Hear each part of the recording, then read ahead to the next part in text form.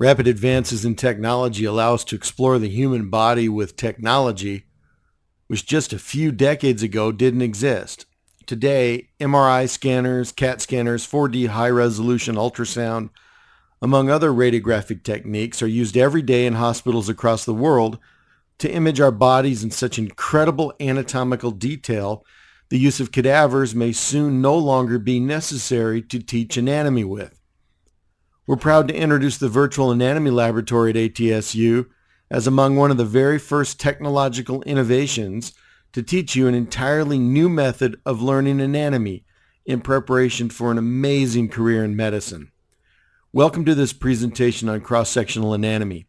In this presentation, we're going to introduce you, the first-year medical student, to rapid and innovative technologies used to teach anatomy by introducing you to cross-sections of the human body in high resolution that'll make your television showing 1080p or even 4K ultra high D technology look like you've been using Crayola crayons in the past. I hope you enjoy the presentation. Most of the references used in this presentation and some of the images and much of the technology revolve around data collected from the Visible Human Project. We'll talk about the Visible Human Project in a bit, but first, you must learn to use the program VH Dissector Pro. And you'll need to read your workbook, Sectional Anatomy for Imaging Professionals 3rd edition by Kelly and Peterson, in order to complete your understanding of the anatomy we're about to talk about. A purchase of VH Dissector Pro, even though it's available to you on the anatomy computers in the virtual lab, will prove useful to your anatomical and radiological education, especially in your clinical years, as you learn to read CAT scans and correlate those scans with the actual human anatomy of your patients. Their lives will depend on it. The injection of cross-sectional anatomy into the teaching of human gross anatomy is becoming more common in anatomy curricula in medical schools across the United States and the world. As you become a physician, you'll learn that most of the images you actually use in your career will be cross-sections. Because of this, the learning objectives are quite broad. In brief, here's what's important. You'll need to be able, at the conclusion of your first year of medical school, that's a year away, to relate cross-sectional human anatomy images to the corresponding radiographic, CT scan, MRI, ultrasound, and mammographic images which you'll encounter. You'll need to discuss the importance of using cross-sectional anatomy to the clinical practice of medicine and give examples of imaging techniques that use and rely on cross-sectional anatomy. You'll also need to review the anatomical positions used in viewing cross-sectional images and how to use that anatomical positioning to help you read and interpret cross-sectional images. You'll also need to correlate the anatomy that you see on a cross-sectional image to the open anatomy that you'll see in the human body and in the cadavers upstairs. Also, you'll need to describe how cross-sectional anatomy can help you understand embryology and gross anatomy a little better. And perhaps most importantly for this presentation, you'll need to recognize just the simple, normal anatomy of the human on a cross-sectional image like the examples that we're going to show you. So why teach cross-sectional anatomy? Because for the rest of your career, this is how you're going to see anatomy. You'll see anatomy and pathology in CT scans, MRIs, mammograms, ultrasounds, and a host of other imaging technology using cross-sections. You'll see it through transverse, coronal, sagittal, and maybe even oblique sections. And there's lots of examples given in this presentation. Holographic imaging is already on the horizon.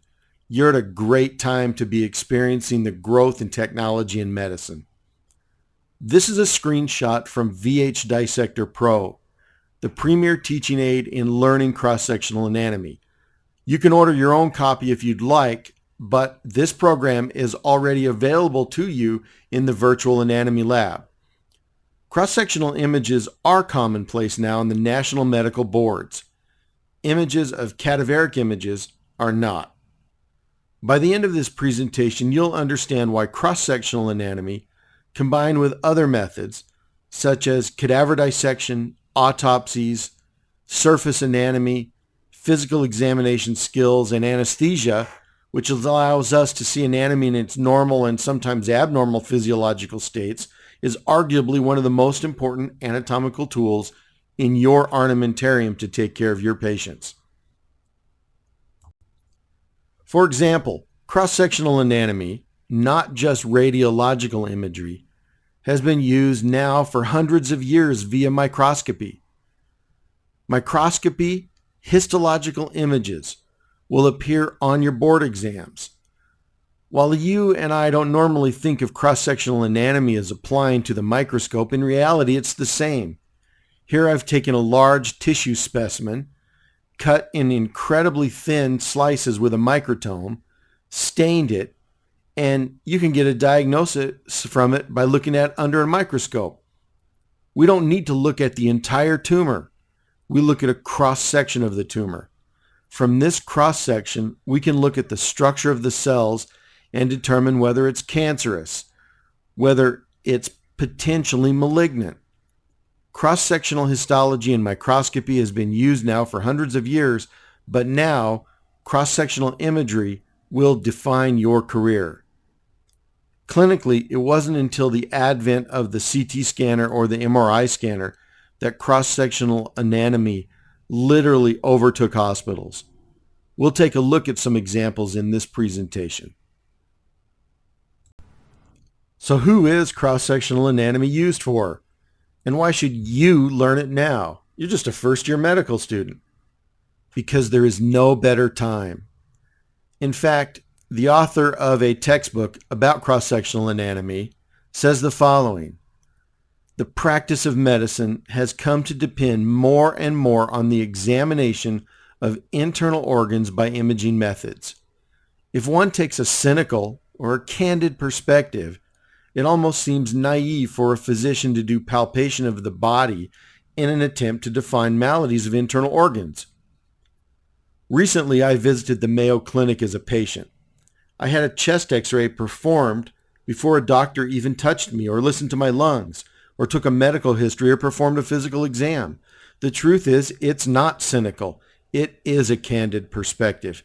Today, you will likely obtain some sort of image on your patients before you talk to them or examine them, especially patients presenting to the emergency room.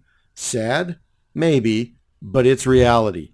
So let's face it, if they had CAT scanners in the 1700s, medicine today would be a lot different.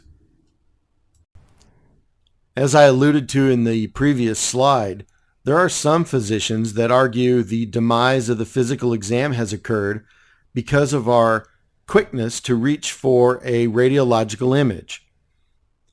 This quotation, also from the author of that same textbook, says the following: the relevance is readily apparent to learn cross-sectional anatomy if one recognizes how frequently patients in a hospital have an imaging study before they even have a physical exam, just like what happened to me at the Mayo Clinic. The reality is cross-sectional imagery is so valuable and provides so much information, in many cases multitudes of information, than you can simply glean from the physical exam. While many of your professors may not want to admit this, it's true and they know it's true. Yes, you should talk to your patient. Yes, you should examine your patient. But there will undoubtedly come a time when you'll need to look inside them too. We have the technology.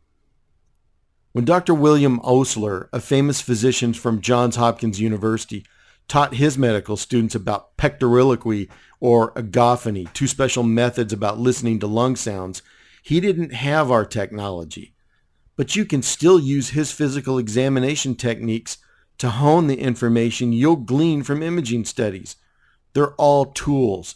They're all just tools. Physical examination, taking a medical history, and looking at your radiographs are all tools. In fact, one of the most important lessons I can teach you is this: I must insist that for the rest of your careers, you must always look at every single radiograph which you request. even if it's a simple chest x-ray or a fracture of a broken bone, down to a complicated image of the biliary duct system. You have to look at every image. You'll learn anatomy better, and you'll be able to treat and teach your patients more competently, and they'll appreciate it. You may ask, Dr. Crutchfield, when am I going to have time to learn all of this? You're expecting me to learn anatomy, embryology, physiology, biochemistry, pharmacology, and hematology? When is there time? Are you nuts? The truth is, you need to learn cross-sectional anatomy now. In fact, the author of the textbook and I both agree. He says, immediately, after having learned the terminology and perused stereotypical illustrations in the anatomy text, is the time to begin studying cross-sectional anatomy. You might want to look up the word perused. Most people think it means to glance at or just to look at briefly. It doesn't. Peruse means to look at something carefully in detail. So once you learn the anatomic terminology, you'll go on to learn cross-sectional anatomy. It'll make you a better doctor, and now is the time to do it. Go ahead and take a second and click on this link. Dr. Olson, one of your anatomy professors, explains BodyViz and VH Dissector. Click here and listen to him. It's incredible the technology that we're going to use in the virtual anatomy lab to teach you cross-sectional images. Again, there's support from doctors, anatomists, and radiologists on when and who should be learning cross-sectional anatomy.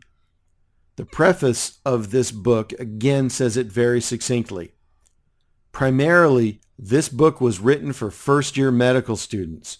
So in case you've forgotten, that means you. That means the time to learn cross-sectional anatomy is now. In retrospect, the student realizes the best time to have learned to identify anatomical structure in tomographic images was during gross anatomy. Guess what? That's now, and that's what we're going to do. We're going to learn gross anatomy, open body anatomy, and cross-sectional anatomy. And yes, we're going to expect you to become familiar with it, all by the end of your first year. We've got to talk about the word tomogram. We'll get to that in just a second. So where does all this information come from that's used to teach cross-sectional anatomy? It originally came from the Visible Human Project around 1991 at the University of Colorado Health Sciences Center by Dr. Vic Spitzer. There, a convicted murderer who after being executed was placed in epoxy after being embalmed was sawed into 1 millimeter increments.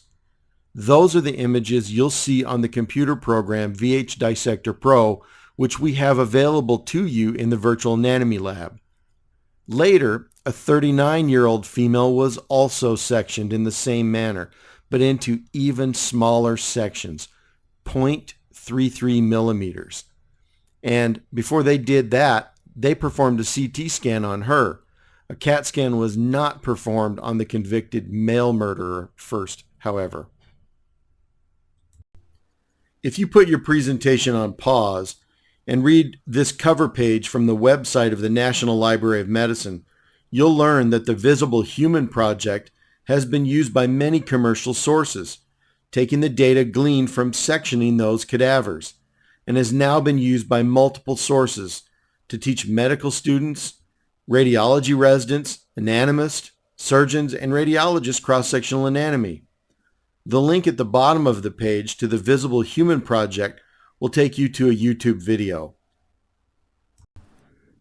For those proponents of cadaver dissection and cadaver dissection only as the way to learn your anatomy, I offer the following comparisons. On the right, we see one of our cadavers. It's embalmed, been dissected, and sadly is fairly shredded. On the left is an actual image taken from a laparoscope at the time of an operation. I've labeled some structures to show you the similarities, or better yet, the dissimilarities. You can see the liver on the left and then the liver in the cadaver. The blue arrow points to the gallbladder in a normal adult specimen. On the right, The shrunken, shriveled gallbladder can be seen in the cadaver image. You can see the small intestines in the cadaver and the colon on the left. In a living person, the truth is, except for morphological similarities, i.e. the structural similarities, there are no similarities. For those who argue the way to teach anatomy is through cadaver dissection, I would argue, for the rest of your careers, you will never see anything that looks like the specimen on the right. In the operating room, live tissues do not look, feel, or smell, the smell of formaldehyde, move, or have any resemblance to cadaver dissection. The texture is different, and even more so in the operating room, your specimen will bleed. Now, I know many of you don't want to be surgeons, but the tool we all have in common to see anatomy and learn anatomy on the living, breathing human patient is cross-sectional anatomy. When you order a CT scan on your patient and you share the results and images with your patient, you're looking at real anatomy. Cross-sectional anatomy is simply another tool in your education. To argue cadaver dissection alone is the end-all of teaching anatomy at the medical school level is being short-sighted. That's similar to learning how to drive, take apart, and never upgrading a Ford Model T, while never learning how to put it back together again. Medical education must advance with technology, and that's what cross-sectional anatomy does. That's how we're going to use it in your medical school career. Just wait until we demonstrate some of the programs in the virtual anatomy lab. An example is a program called BodyViz, which converts cross-sectional anatomy back into 3D structures. Still unconvinced? Here are two more images.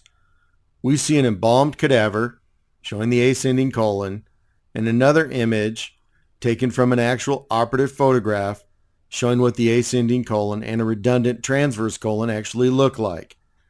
There are very few similarities except for morphology. They feel different in the operating room, they look different, and one of them will actually bleed, but that's not the point.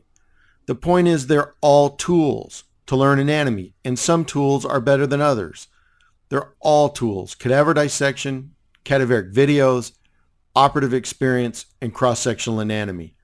One of the best tools available that our school makes available to you are the Ackland Anatomy videos, available at acklandanatomy.com or through the LRC for free. You need to check it out. Today, the technology allows us to correlate cross-sectional anatomy with radiographs. Not only will you learn anatomy, but you'll also learn some basic radiology. But if you want, go ahead and hop in your Model T, maybe even your Model A. While you're doing that, I'm going to hitch a ride on the next shuttle. You're halfway finished with this presentation. In Part B, we'll continue to discuss the importance of cross-sectional anatomy. And at the end of Part B, there's a small quiz to reinforce those salient features and topics which we want to reinforce.